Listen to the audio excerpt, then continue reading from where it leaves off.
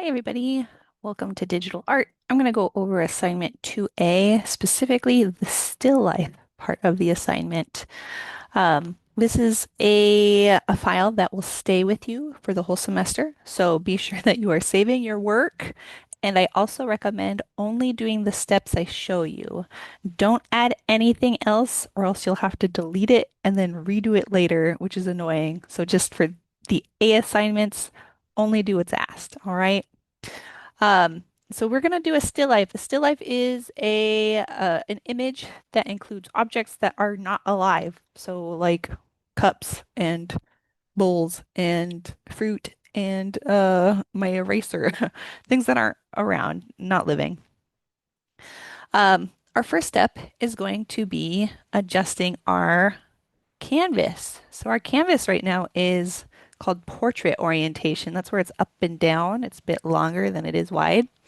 And to do that, we want to grab our document properties. Those are under your file menu. So file, document properties. And when you're in here, if you're on the older version, you'll have less options. It'll be a little bit easier to find. But me and the rest of you who have the newer type of Inkscape, you are going to want to look for the orientation tab. And this goes for everyone. Look for the orientation option. It'll have a little page that has a little fold and another little page going the other direction that has a little fold. So we're going to switch that to the one that's short and squat. The second option where it's wider than it is tall. And you might have seen that that's switched in the background there. So portrait mode, landscape mode. We're going to switch to landscape mode. Wider than it is tall. Once you have that, you can just click X and go out to your screen. I'm going to get rid of the fill and stroke menu here. Okay, so I've got my page. Everything that I draw, try to keep it on the page. This is going to help me with grading because I won't have to open Inkscape to see your work. The only parts that I can see are the parts that are within this white space here. We are going to use our pen tool, our Bezier tool, to draw our two objects. We're going to draw a goblet and a decanter. A goblet is like a super fancy cup.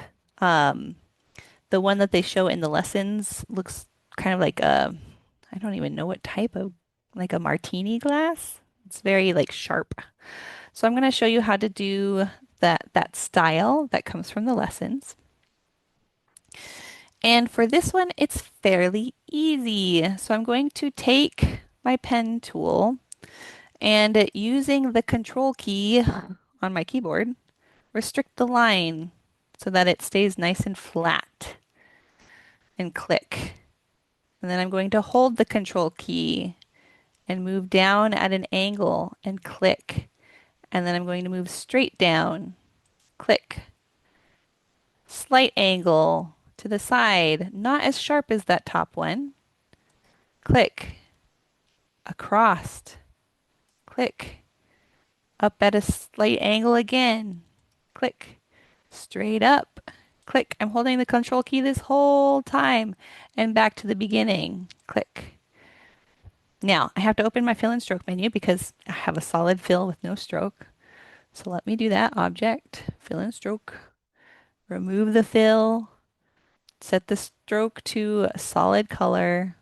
Goodbye. And we're just going to leave that as black.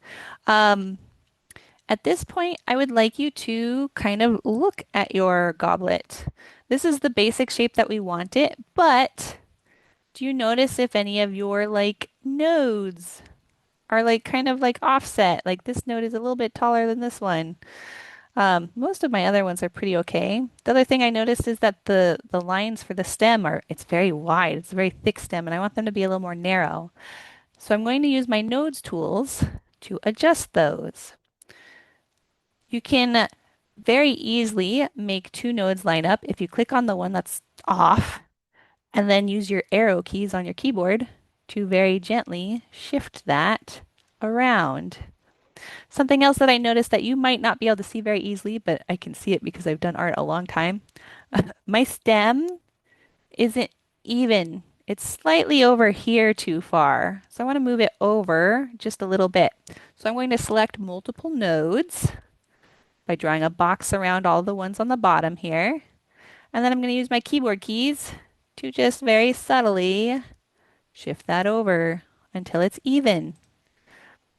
Now, the other problem I had was that the stem was too wide. So I'm going to take one side, select those two nodes, and shift it in towards the middle. And I'm going to count how many taps I did. I did one, two, three, four. I think I did four.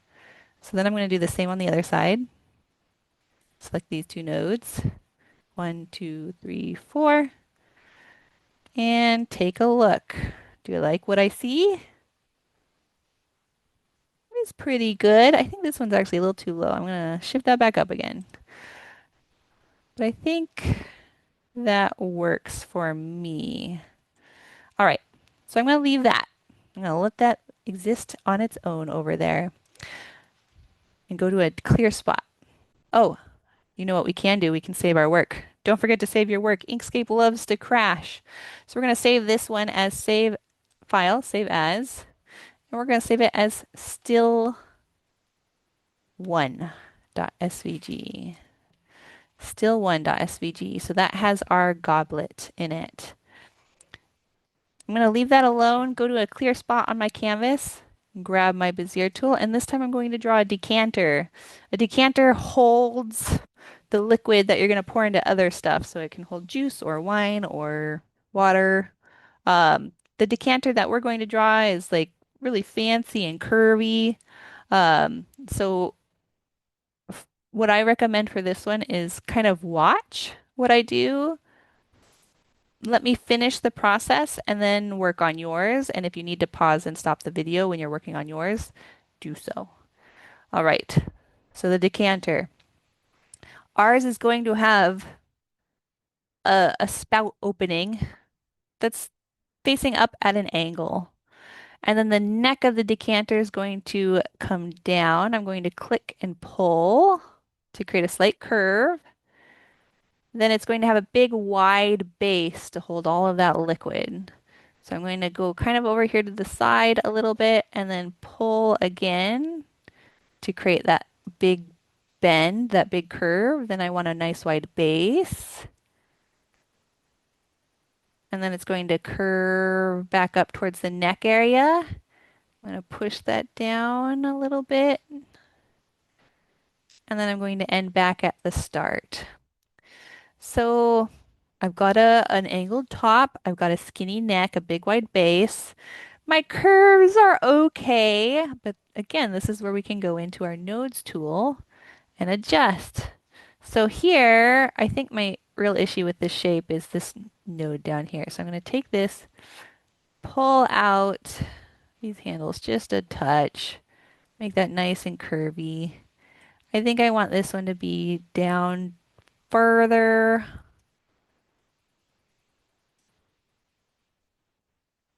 And that to be a little wider up top. So it kind of looks almost like one of those science beakers a little bit.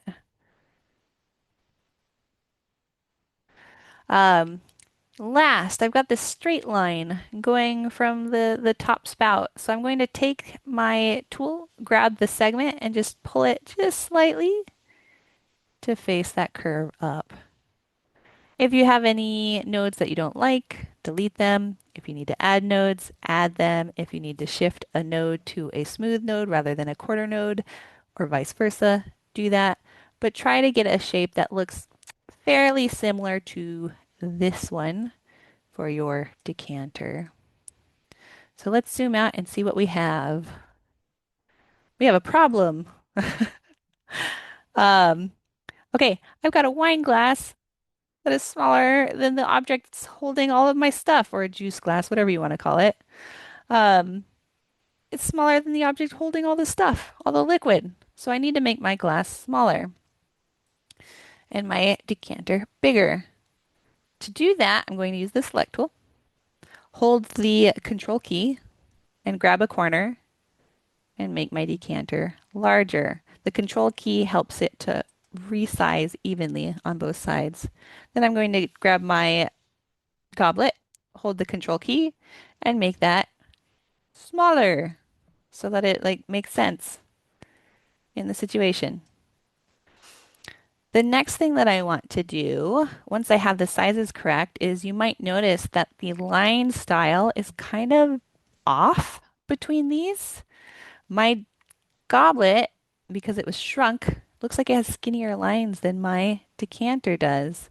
So I can select both of these objects, open my fill and stroke menu, go to the stroke style option, select the pixel or millimeter, doesn't matter, and set it to, I don't know, let's do 3. Set it to 3 pixels. There we go. That works for me. And now they both match. Let's zoom out, see if I like my work. I think I do. I'm going to go and save this. And this time I'm going to save a different version called Still 2. So the first one will have my first goblet. Still 2 will have my goblet and my decanter. All right. That's everything you have to do for the first part of the still life. Save your work and then turn it in with all of the other files. Thank you.